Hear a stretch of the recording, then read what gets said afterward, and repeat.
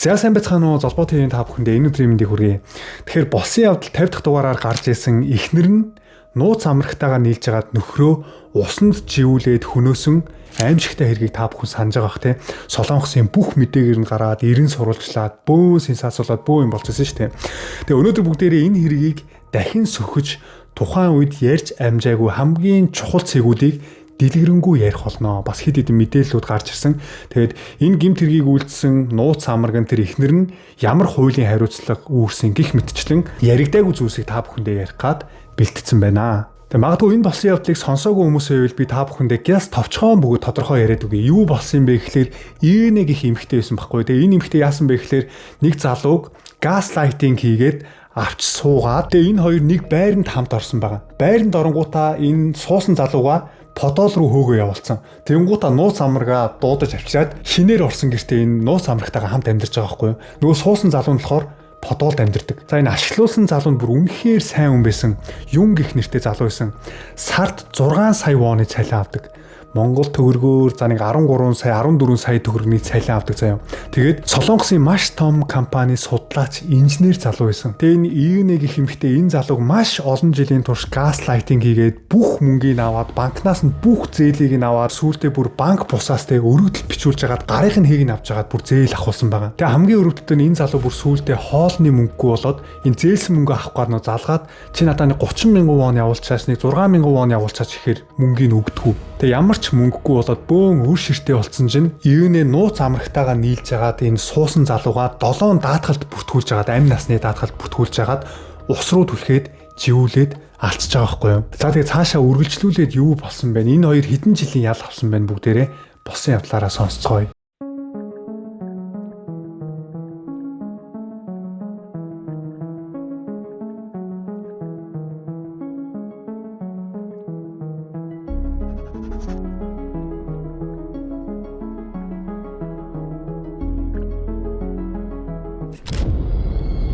За энэ гэмт хэргийг Солонгост Капион хавцлын алгын хэрэг гэж нэрлэдэг.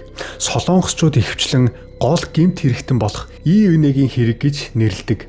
Гэмт хэргийг сайн анхаарал үзвэл хохирогчийг хүч хэрглэж алаагүй, сэтгэл зүйн манипуляц, газлайтинг хийж баг багаар сүрүүлж эцэст нь аминд нь хүрсэн нууцаар явагддаг гэмт хэргийн шин төрөл болж гарч ирсэн учраас олонний анхаарлыг маш их татсан. Энэ хэргийн тухай Солонгосын мэдээгээр маш их гарч байсан. Гэхдээ өнөөдөр бүгдээрээ Солонгосын шилдэг профайлрууд болон мөрдөгчийн өнцгөөс энэ хэргийг дахин нэг удаа задлан шинжилж үзэх болно. 2019 оны 6 сарын 30-ны өдөр авсан бичлэг. Утсаар ярьж байгаа энэ хүн бол алуулсан хохирогч Юн гих залуу. Түүний эхнэр нь ИВН байсан. Тэдний зорьсон газар бол Капион дахь Ёнсо хавцал. Тухайн өдөр тэр найзуудтайгаа нийлээд нийт 7 хүн энэ Капион гих хавцал руу явсан байгаа. Алив чи олигтойхон хүчтэй зохиотхол тоо. Илүү хүчтэй. Энэ газар бол өндрөөс ус руу үсэрдэг алдартай дайвингийн цэг. Маш олон хүн энэ газрыг зорж очдог. Бичлэг дээрээс харвал хохирогч хийлдэг завин дээр суучихсан уснаас маш их айж байгаа нь харагдж байна. Гэтэл түүний эргэн тойронд байсан хүмүүс хэрэгээр ус цацаж дарамт үзүүлж эхэлсэн. Хин одоо яаж хөөд байгаа юм болоо? Гайхалтай юм. Яаж хөөд байгаа юм бол жихгүй.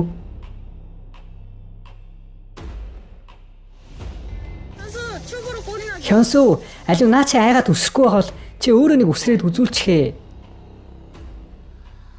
ИВН-ийн нууц амраг болох Чуу Хёнсу өндрөөс ус руу үсэрч дайвингийн жишээ үзүүлж байгаа төрх бичигдсэн. Энэ нь сэлж чаддгүй юуныг ус руу үсрэхэд уруу татах зорилготой үйлдэл байсан. Та үсрэхгүй бол би үсрлээ шүү гэж Юн залууг дарамтласаар байсан.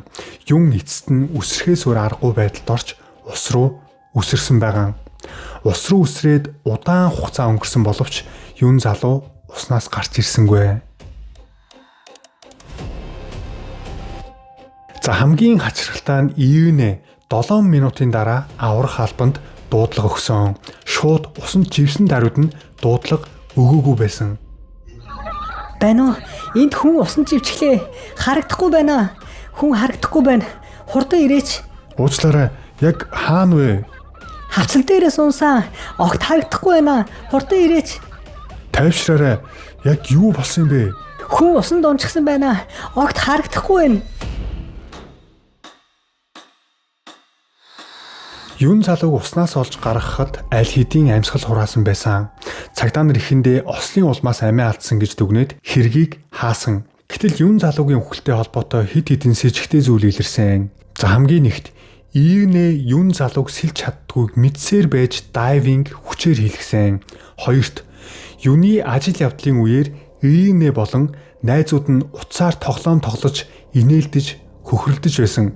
Тэд огтхонч гашуудаагүй. Гуравт юун залууг 800 сая воны амь насны даатгалд бүртгүүлсэн байсан. Хачирхалтай нь энэ хэрэг даатгал хүчингүй болохоос 4 цагийн өмнө болсон. Даатгалын хугацаа дуусахаас 4 цагийн өмнө амжиж юун залууг алсан байгаа. Дөрөвт юун залуу амьд байхдаа өөрийн гэр бүлийн гишүүдийг шин байрандаа ирэхийг огт зөвшөөрдөггүй байсан. За эдгээр зүйлс мөрдөн байцаагчдад маш сэжигтэй санагдсан. Юун залуугийн хүргэн ах нь манай телевизэд юу гэж ярилцлага өгснийг бүгдээрээ сонсцгоё. Энэ хоёр юугаа ингэж нуугаад идэх юм болоо? Би гайхаад асуусан. Чи их нэртэйгээ үнэхээр хамт амьдарч байгаа мó? Яагаад гэрт чинь яваад очих гэхээр дургуцаад байдаг юм бэ? Ямар нэг юм болсон юм уу гэд асуухаар ерөөсөө эргүүлж тойруулаад л хариулдаггүй байсан. За тэгвэл яг одоо юун залуу төрсөн ихч рүүгээ залгаад ярьсан яриаг нь бүгдээрээ сонсцгоё.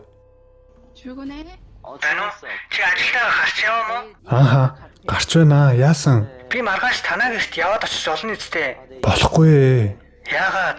Би маргааш ажилдаа. Яасан бэ? Тэгвэл би бүтэн сайнд яваад очие. Би бүтэн сайнд бас ажилдаа явнаа. Бүтэн сайнд хідээс ажилдаа явах юм. Яасан бэ? Яах гээд байгаа юм бэ? Үгүй юу гэсэн үг юм бэ? Яасан гэж чамайг яаж суухан амьдарч байгааг очиж харъя л та. Дараа ирээ, гуйж байна. Надад хувийн асуудал байна. Үгүй чи тэр асуудлаа тэг ихчтэй хэлэлтэй. Би дараа хэлнэ гэж штэ. Гуйж байна. Тэгэл ойлгочлоо зүгээр. Үгүй чамд ярьж болохгүй ямар шалтгаан байгаа юм бэ? Чи яасан үр ширэнд орсон юм уу? Үгүй ээ, гуйж юм. Би амьдрмаар байна. Зүгээр л намайг орхичихдох үү? Ийгнээ гих эмгтээтэй нийлснээс хойш дүүн нэг л өөр болоод байгааг нь гэр бүлийнхэн нь анзаарсан байгаа. Очиж уулзна гэж бодсоор байтал дүүн усан живж өгсөн гих дуудлагыг их чинь авсан. Энэ бүгд сэжигтэй санагдсан учраас их чинь ерөнхийлөгчд хүсэл гаргадаг веб хуудсан дээр өргөдөл бичиж нийтэлсэн. Манай дүүгийн үхэл осол биш. Дахин шалгаж өгөөч гэж. Их чинь араас нь уйггүй явсны үр дүнд хэргийг дахин мөрдөн шалгахаар болсон. За дахин мөрдөн шалгах үеэр юуны гар утсыг сэргээж шалгасан.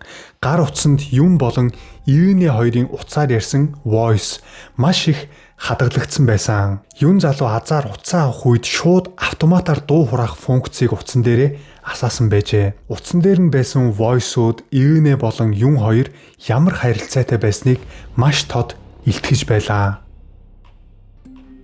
Бано. Юугаар яриад байгаа юм бэ? Харин ихч өнөөдөр гэрт ирнэ гээд байна. Гэртэрч яах гэдэг вэ? Өнөөдөр ирнэ гэсэн юм уу? Би битгий эргээд хэлчихсэн. Би ярих юм уу яах юм? Ярих юм уу? Яах юм хурдан хэлээд. Үгүй яагаад уурлаад байгаа юм бэ? Ааш уур хүрээл ууралж штэ. Яасан дураараа юм бэ? Би залгаадах таслаа шүү. За энэ дуудлагыг сонсох юм бол Ийгнээ юун залууг маш их загнаж дарамтлж байгааг харж болно. Бас нэг өөр дуудлага Ийгнээ гих эмэгтэй өөрөө амралтанд явах мөнгөө юун залуугаас нэхэж байгаа.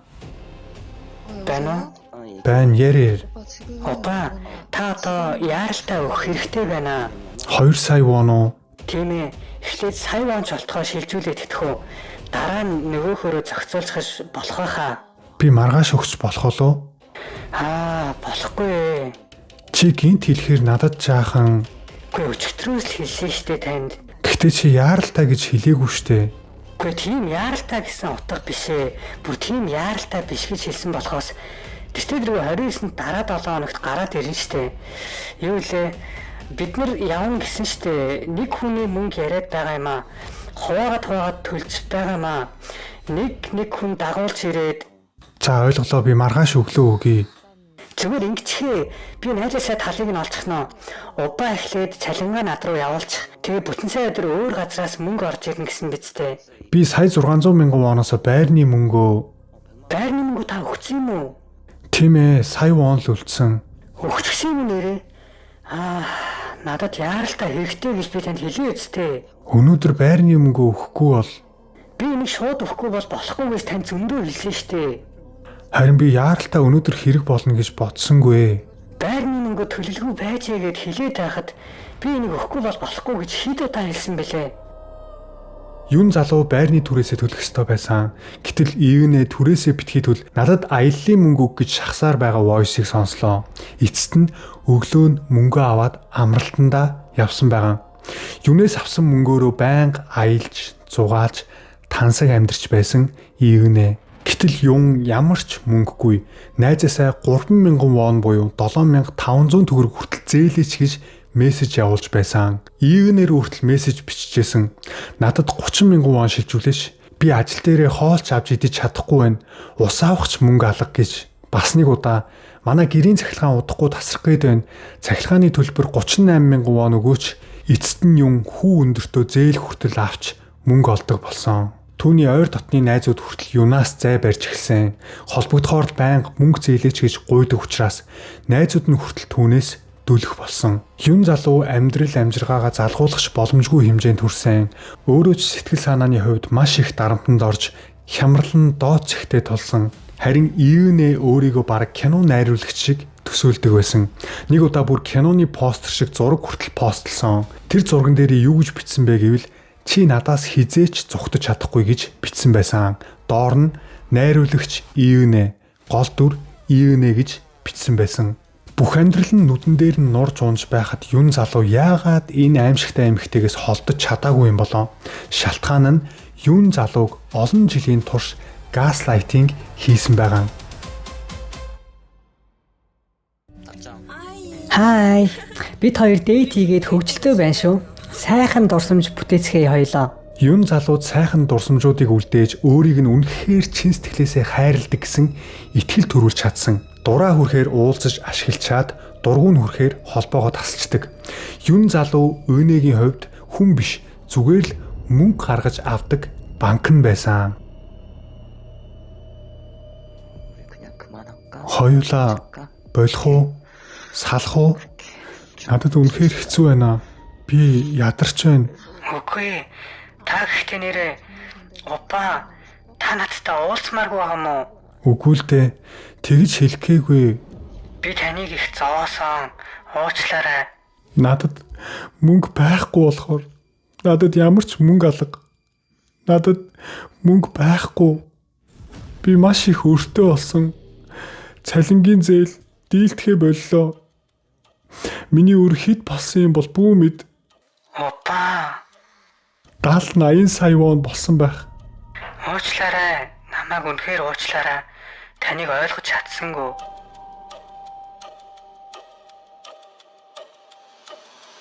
Юун залуу ингэж ойлон ярьж байх үед Ивэнэ гинт өөр өнгөөр ярьж эхэлдэг. Би таныг ойлгож байна. Зүгээр дээ гэж түүнийг тайвшруулдаг байсан. Би чамд үнэхээр сайн. Чи миний хайртай эмэгтэй. Зүгээр би гинт хүчгүй болчих шиг болсон. Тэгээд л салъя гэд хэлж эхлэе. Уучлаарай. Үнэн дээр би чамаас салмааргүй байна. Би ойлгож байна. Чихнээсээ ойлгож байна. Ярианы төгсгөлд үргэлж юун залуул уучлалт гуйдаг байсан. Энэ бол гаслайтын дөртөж байгаа хамгийн тод жишээ. Ямар ч асуудал үүссэн миний буруу болоод би уучлал гуйгаад дуустдаг. Ивэнэ юун залууд байн гимшил төрүүлж буруутай мэдрэмж өгч байгаад мөнгө салгадаг. Эцэстээ юун залуугийн бүх банк нь хаагдаж санхүүгийн хувьд дампуурах хэмжээнд хүрсэн. Цалингийн зээл, ашиглаж байсан бүх банкнасаа зээл, банк бусаас гарын үсэг зурж авсан зээлгээд сүүлдээ зээл авах боломжгүй болонгууд баахан даатгалд хамрагдуулж байгаад юун залууг алсан байгаа. За гэмт хэрэг дахин шалгагдаж цагдаагийн байгууллагаас Ивэнэ Чуухян суу хоёрыг эрен сурвалжилж эхэлсэн. Харин энэ хоёр зүхтаж байх хугацаанд хүртэл аялж зугаалж явж байгаад 4 сарын дараа баригдсан. Баригдсныхаа дараа хоёулаа эцсийн мөч хүртлээ гин бурууга хүлээн зөвшөөрөөгүй. Хэрэг гарснаас 4 жилийн дараа буюу 2023 онд аллага үйлдэхийг завцсан. Даатгалын залилангийн тухай хуулийг зөрчсөн гэж үзэн дээд шүүхээс эцсийн шийдвэр гарснаар энэ хэрэг бүрэн хаагдсан. Нууц амраг Чуухян сүд 30 жилийн хорих ял, харин Иенэд насаар нь хорих ял өгсөн байгаа. Гапион хавцлын аллагын гол буруутан Иенэ шүүхийн эцсийн шийдвэр гарсан ч би гин буруугүй, би гомдолтой байна гэж эцсээ хүртэл өөрийгөө өмөрсөн. Энэ хэргийг хүмүүс мэдээгээр ерөнхийд нь хараад ихэвчлэн ингэж ойлгодог. Эхнэр нь нууц амрагтай болоод хоёулаа нийлээд нөхрөө алж даатгалын мөнгө авах гэж оролцсон хэрэг гэж дүгнцгээдэг. Гэхдээ энэ хэргийг гүнзгий харуул өөр маш ноцтой зүйлс анзаарагдана. Профайлеруудын хэлж байгаагаар Иенэ нөхрөө зүгээр нэг ашиглаагүй. Тэр нөхрөө сэтгэл зүйн хувьд бүрэн удирдах байсан. Хэн нэгнийг удирдах манипуляц хийнэ гэхээр бид нар төсөөлөхдөө уурлан, орилн, дарамтна гэж андуурдаг. Гэтэл энэ хэрэг дээр тис өөр зүйл болсон. Иенэ юн залууд шууд хүч хэрэглээгүй, хашгирч орилоогүй, доромжлоогүй. Гэхдээ эцэст нь юн залуугийн амьдралыг бүрэн сүрүүлсэн. Тиймээс профайлерууд энэ хэргийг шин төрлийн газлайтинг гэмт хэрэг гэж нэрлсэн. Та бүхэн харсан шүү дээ. Хохирогч өөрөө ус руу үсэрч орсон. Иенэ хамт байсан нууц амраг гээд хинч хохирогчд гар хүрээгүй. Мөрдөн байцаагчид ч гэсэн эхэндээ энэ хэргийг зүгээр нэг осол гэж бодоод хаасан байсан.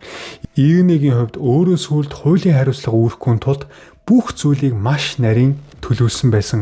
Хүнд газлайтинг сайн хийж чаддаг хүмүүсийг харуул хохирогчийг бодвол нас өндөр, эсвэл өндөр албан тушаалтай, эрх мэдэлтэй, хүчтэй, мэдлэг ихтэй хүмүүс байдаг. Эхэндээ хохирогчид миний зүв байхад яагаад байгаа юм болоо гэж боддгоо. Гэвч тэр ярьж байгаа зүйл нь олон удаа давтагдах тусам хохирогчийн бодол өөрчлөгдөж миний буруу энэ хүний зөв юм байна гэж андуурдаг. За дараагийн алхам нь хохирогчийг бусад хүмүүсээс тусгаарладаг. Өөрөөр хэлбэл чиний зөвл байна штэ гэж хэлж өгөх, өөр хүнтэй уулзах бүх боломжийг нь хаадаг. Ийхүү хохирогч нэг мэдэхэд газлайтинг хийж байгаа хүнээсээ бүрэн хамааралтай болсон байдаг. Энэ хүн зөв юм ярьдаг, харин би буруу боддог гэсэн ойлголттой болсон байдаг. Харин Иенэгийн хувьд уучлаарай таныг зовоосонд хайртай шүү гэх мэт үгийг маш зөөлөн хэлж байгаа. Хизээ уурлах уу, хизээ аргадах уу гэдгээ маш сайн мэддэг. Хохирогч юн залуугийн хувьд бүрэн удирдуулж байсан. Хурмаа хийгээд гэрлэлтэд батлуулчихсан мөртлөө худалдаж авсан байранд нь Иенэ өөр залуутай амьдардаг. Харин юн залуу хагас подолд амьдардаг байсан. Гэр бүлийнх нь гэрт нь очих гэхээр ирүүлдэггүй. Шалтгаан нь Иенэ маш сайн газлайтинг хийсэн. Магадгүй гэрийнх нь гишүүн ирчихвэл дараа нь Иенэ маш их уурлаж, уцаарлаж, гомдож, үг хайж, сэтгэл зүгээр нь дарамтлагдаг байсан гэдэг нь тодорхой. Тийм болохоор их чинь яваад очиё гэж гуйж байхад намайг 50 орхиж би амьдрмаар байна гэж хүртэл ярьсан байх. Хаашаач хөдлөх боломжгүй хайрцагын дотор хийж чадсан. За юун залуу сарын 6 сая воноос дээш цалинтай, сарын 12-13 сая төгрөг авдаг байсан гэсэн үг. Том компани судлаач, инженер залуу байсан. Гэвч тэр цалингаа аваад бүгдийг нь Иенэд өгдөг. Үүгээр зогсохгүй компани ажилтнуудад олгодог бүх боломжийн зээлийг бүгдийг нь аваад бас Иенэд өгсөн байгаа. Мөнгө өгөх болгонд "Упа, хайртай шүү, аз жаргалтай амьдарцгаая, сайхан дурсамж үлдээцгээе" гэж хэлээд аргалдаг байсан. Бит хоёрын харилцаа оршин тогтнохын тулд та надад заавал мөнгө өгөх ёстой. Тэгэхгүй бол та хариуцлагагүй, та арчаагүй, та өөдгүй, та доожоогүй, та эхнэрээ хайрлаж чаддгүй, эр хүн байж гих мэтэр гин буруутай мэдрэмжийг байнга өгдөг байсан. Гаднаас нь харахад Иенэ хүч хэрэглээгүй, дарамтлаагүй, орилж хашгирсангүй. Гэтэл бодит байдал дээр юм өөрөө бүх мөнгөө өгсөн, бүх хүслийг нь биелүүлсэн, бүр эцэст нь амиа хүртэл алдсан. Энэ бол тооцоотой маш харгас газлайтинг байсан. Энэхүү процессыг сайн ойлгоод харуул хүмүүс шашны гаж урсгалд ордохдоо их төстэй байгаа. Дэмжин, ойлгож байгаа дүр үзүүлнэ, үргэлж хамт байх юм шиг мэдрэмж өгнө. Эцэст нь нөгөө хүнээ бүрэн захирж удирдах эхэлдэг. Иенэтэй өмнө гэрлэж байсан эрэгтэйчүүдийн яриаг бүгдийг нь нэгтгэж сонсоход бараг ижил төстэй Петон гарч ирсэн. Эхлээд өрөвдүүлдэг. Дараа нь би энэ хүнийг хамгаалах ёстой. Би энэ хүнд туслах ёстой. Энэ хүн надгүйгээр амьдрч чадахгүй юм байна гэж бодоход хүргэдэг. Дараа нь өөрийнхөө аврагч болгож ашигладаг. Миний амьдрал чамаас шалтгаалж байна. Би чамд итгээд чамтаа гэрэлсэн. Чи намайг хариуцах ёстой. Чи надад туслана гэж амласан. Харин гаслайтинд өртөж байгаа хүн нь өөрөө энэ хүний бүх зовлонг сонсож, тусалж, зовлонг нь хамт үүрэлцэхгүй бол бүх юм өөрөөс нь болсон мэт гимшлийг тээж амьдэрдэг. Мэдээж гаслайтинг богино хугацаанд болдоггүй. Гэмт хэрэгтэн хохирогчийн сул талыг удаан хугацаанд судалж байгаад алхамаар ойртдог. Тиймээс хохирогчид зүгтах боломжгүй өрхөнд өөрийн мэдлгүй орсон байдаг. Ийвнээ өмнө нь нэг удаа юун залууг алах гэж оролдож байсан. Хохирогчийн хоолнд хор хийгээд алах гэж оролдсон. Гэхдээ хортоо загсаа бага хэмжээгээр өгснөөс болоод хохирогч тухайн үед түргэн тусламж авч амьд гарч байсан. Харин энэ хэрэгт хамгийн их сэжиг төрүүлсэн зүйл нь даатгал. Юун залууг алсан өдөр түүний 7 даатгалын гэрээний хугацаа нь яг дуусгаж байсан. Ердөө дуусхаас 4 цагийн өмнө юун залууг алсан. 4 цаг өнгөрсөн бол даатгалын мөнгө авч чадахгүй байсан. Хэрэг болсон өдөр ивнээ юун залууг хавцал руу дагуулж явсан шалтгаан бол дэндүү ойлгомжтой тодорхой харагдаж байсан.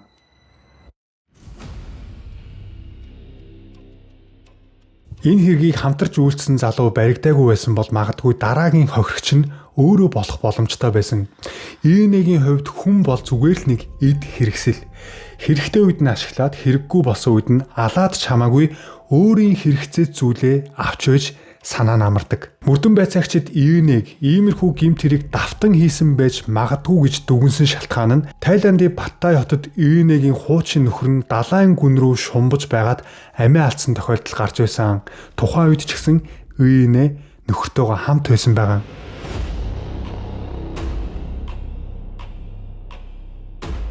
Энэ хэрэг жирийнийг осол болж хаагдсан. Хэрвээ өмнөх нөхрөө ч гэсэн санаатаагаар алсан бол дараагийн гэмт хэрэгээ үйлдэх нь ивнэд илүү амархан санагдсан ч байж болох юм.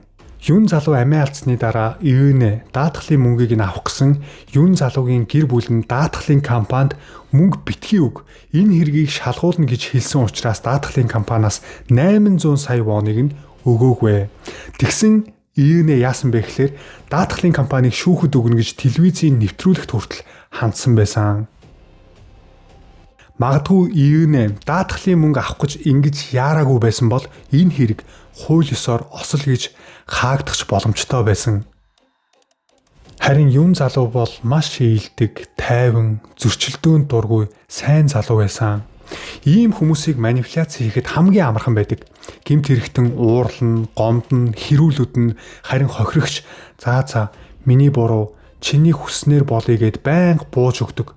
Энэ байдал удаан давтагдвал нэг мэдэхэд бүрэн захиргаанд орсон байдаг. Эцэст нь ивнэгийн нарийн төлөвлөсөн төлөвлөгөөнд ор нэг хүний сэтгэл, итгэл, амьдрал харигсаар сүрсэн. За тэгэхээр энэ хэрэг бидэнд нэг зүйлийг маш тод харуулж байна те. Хүнийг заавал загнаж, зодож, хашгирч, хүч хэрглэж сүрүүлдэггүй. Заримдаа хамгийн зөөлөн үг, хамгийн дулаахан дүр эсгэлт хоёр нүур гэж ярьдэн шүү дээ. Хайртай мэт дүр эсгэж хагаад нөгөө хүнээсээ өөртөө ашигтай зүйлийг олж авч чаддаг хүмүүс байдаг. Нөгөө хүнээ магтж байгаа юм шиг боловч гол зорилго нь би өөрөө байдаг хгүй. Жишээлбэл ингэж ярьдаг хүмүүс байдаг шүү дээ. Өөстө чи байхгүй бол би өстө өхөн, чи л миний өстө ганц найдвар шүү, чи миний үнцэн шүү, чи байгаа болохоор би ингэж онцгой амьдарч чинь, чи байхгүй бол яана гэл гаслайтинг хийж байгаа хүнээр өөрийнхөө үнцнийг тодорхойлчихж байгаа байхгүй юу. Тэгэхээр бид нар үнцэн гэж яриад байдаг шүү дээ. Яг үнцэн гэж юу юм?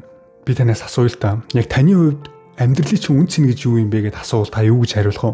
Та өөрөө хинээс ч хамаарлахгүйгээр бүр хинээс ч хамаарлахгүйгээр та энэ ертөнцийн дээр ганцаараа байсан ч гэсэн би үнцэнтэй хүн гэдгээ чин зүрх сэтгэлээсээ хүлээн зөвшөөрөх. Би үнцэнтэй хүн юм байна гэдгээ мэдээд те тэр үнцэнтэй гоё те өөрийнхөө тэр хашааг хамгаалтыг босгочих юм бол ямар ч муу хүн таны энэ үнцнийг хашаа руу ч орж ирж чадахгүй. Тэр хүмүүс зүгээр таны хувьд инээдтэй санагдана. Та зүгээр л байгаагаараа үнцэнтэй хүн шүү. Би ч гэсэн яг энэ бичлэгийг үзээ сууж байгаа та ч гэсэн үнцэнтэй хүн шүү. Энэ бол гарцаагүй хүн шүү. Та үнцэнтэй. Та би танд хэлж байна. Та мөн. Харин та мөн. За тийм өнөөдрийн бичлэгтээ хамт байсан үзэгчид та бүхэндээ маш их баярлалаа. Тэгвэл золбот хийхдээ дараагийнхаа бичлэгээр уулзтлаа. Бай.